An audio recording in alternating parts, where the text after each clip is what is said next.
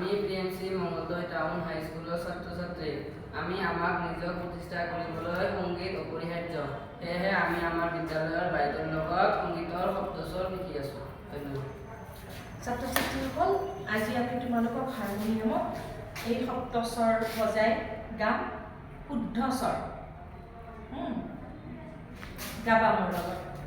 সা ৰে গা মা পা ধা নি সা সা ৰি গা